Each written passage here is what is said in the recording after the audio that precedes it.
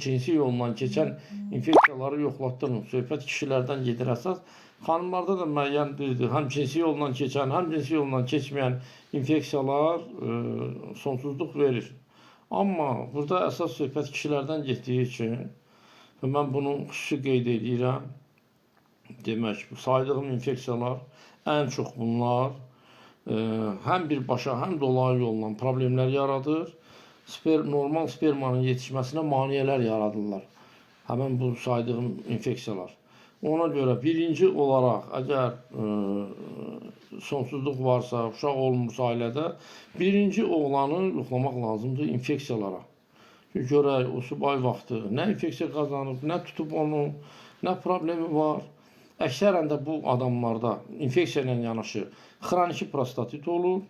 Xroniki prostatit də birləşir bu infeksiya ilə bir yerdə spermanın psikinə qoyur.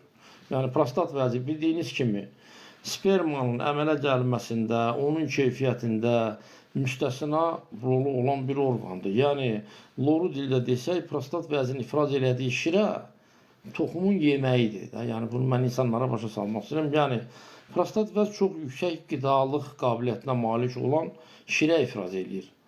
Həmən şirə hətta eyakulyasiya vaxtı birinci toxumdan qabaq uşaqlıq yoluna atılır. Və toxum onun içinə atılır. Nəticədə hərəkətsiz olan spermatozoidlər prostat şirəsi ilə qidalanıb gedirlər yumurta hüceyrəni axtarmağa. Yəni bu qədər vacib bir şirə ifraz edən orqanın iltihablaşması, orada problemlərin olması, infeksiyanın olması təbii ki, sonsuzluq yaradacaqdır.